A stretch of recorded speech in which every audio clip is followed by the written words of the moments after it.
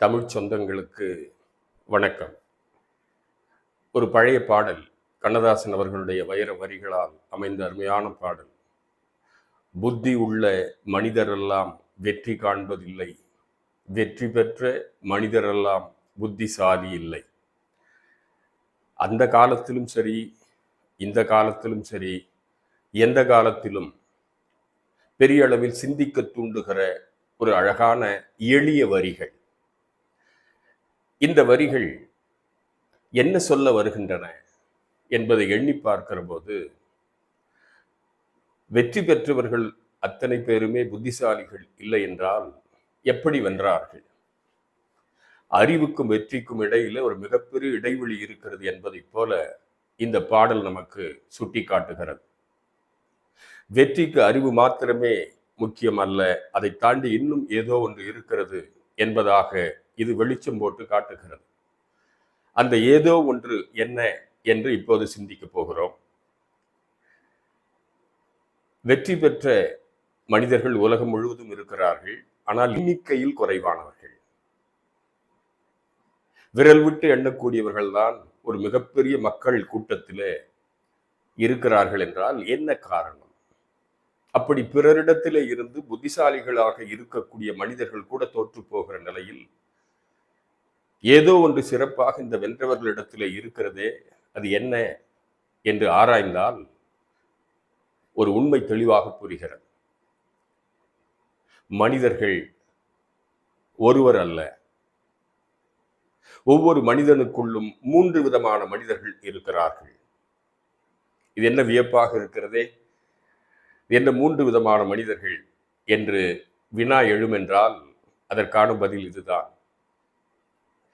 நாம் நம்மை பற்றி என்ன நினைக்கிறோமோ அது ஒரு மனிதன். நம்மை பற்றி பிறர் என்ன நினைக்கிறார்களோ அது இன்னொரு மனிதன்.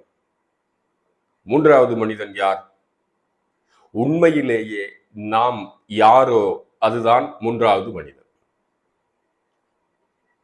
சரி, இதற்கும் வெற்றிக்கும் என்ன தொடர்பு இருக்கிறது என்று எண்ண தோன்றும் என்றால் நிச்சயமாக இருக்கிறது. என்னை பற்றி நான் என்ன நினைக்கிறேன்? நான் ஒரு சிறந்த பாடகன் என்று நினைக்கலாம், ஒரு சிறந்த நடிகன் என்று நினைக்கலாம், ஒரு சிறந்த கவிஞன் என்று நினைக்கலாம், ஒரு சிறந்த ஆசிரியன் என்று நினைக்கலாம், ஒரு சிறந்த சொற்பொழிவாளன் என்று நினைக்கலாம். சரி, என்னை பற்றி அடுத்தவர்கள் என்ன நினைக்கிறார்கள்? ஒரு நல்ல ஆசிரியர் என்று நினைக்கிறார்கள். மீதி எதையுமே அவர்கள் நினைக்கவில்லை. சொற்பொழிவாளர் என்பதை பற்றி அவர்கள் மனதிலே கொள்ளவில்லை. ஒரு சிறந்த கவிஞன், ஒரு எழுத்தாளன், ஒரு நடிகன் என்றெல்லாம் அவர்கள் என்னை பற்றி எந்த விதமான கருத்தையும் அபிப்பிராயத்தையும் கொள்ளாமல் இருக்கிறார்கள். அப்ப முரண்பாடு இருக்கிறது. நான் என்னை பற்றி நினைப்பதற்கும் பிறர் என்னை பற்றி நினைப்பதற்கும் இடையில இருக்கிற இடைவெளி நீண்டதாக இருக்கிறது. அடுத்து 3வது மனிதனுக்கு வருவோம். உண்மையிலேயே நான் யார்?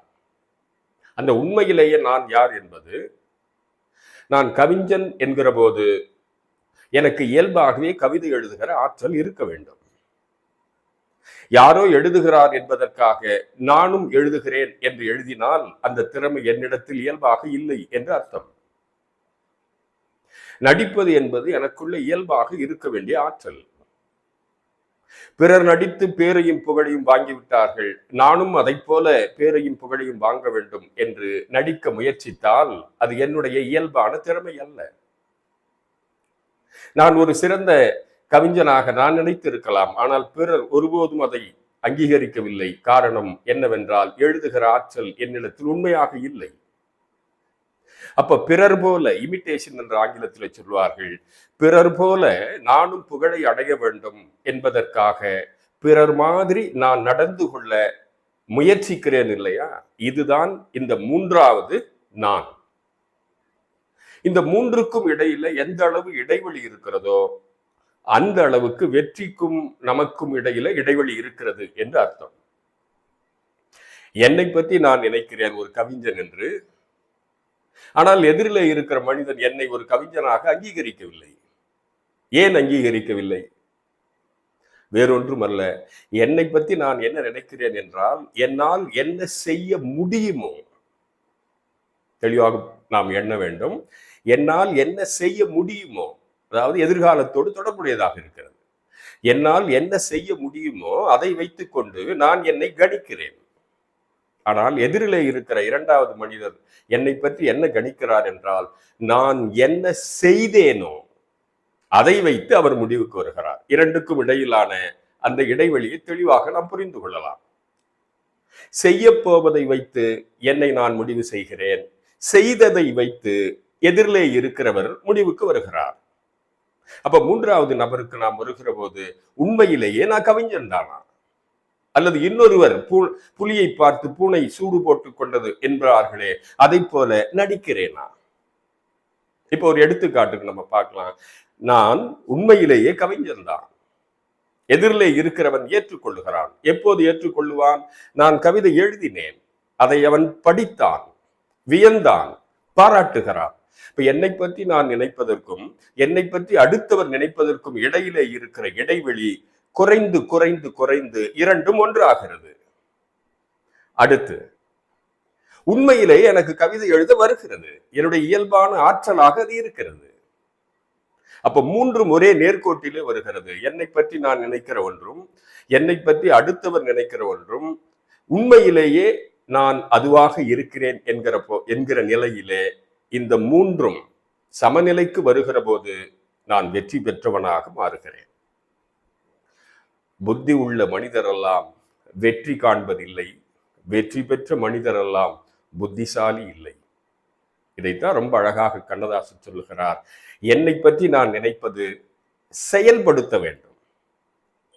நான் பாடகன் என்று என்னை நினைக்கிறேன் என்றால், எதிரிலே இருக்கிறவன் கேள்வி கேட்கிறான், நீ எப்போது பாடினாய்? நான் நடிகன் என்றால் எதிரிலே இருக்கிறவன் கேள்வி கேட்கிறான், நீ எப்போது நடித்தாய்? அப்ப என்னை பற்றி நான் நினைப்பது என்பது எதிர்காலத்தோடு தொடர்புடையது. என்னை பற்றி எதிரிலே இருக்கிறவன் கணிப்பது நான் என்ன செய்தேனோ அதை வைத்து இறந்த காலத்தோடு தொடர்புடையது. ஆனால் உண்மையிலேயே அந்த ஆற்றல் என்னிடத்தில் இருக்கும் என்றால் நிச்சயமாக வெற்றி பெற முடியும். வெற்றி பெற்ற மனிதர்கள் எல்லாம் இந்த நுட்பத்தை தெரிந்தோ தெரியாமலோ, அறிந்தோ அறியாமலோ, ஆய்ந்தோ ஆராயாமலோ செய்து காட்டினார்கள். இப்ப வெற்றியினுடைய ரகசியம் இதுதான். என்னை பற்றி நான் நினைப்பதும், என்னை பற்றி பிறர் நினைப்பதும், உண்மையிலேயே நான் அதுவாக இருந்தேன் என்றால் வெற்றி நிச்சயமாக கிடைக்கும். தமிழ் சொந்தங்கள் அனைவரிடத்திலும் இந்த எண்ணத்தை முன்வைக்கிறேன். நாம் அனைவரும் எப்போதும் வெற்றியாளர்களாகவே விளங்க வேண்டும். நன்றி, வணக்கம்.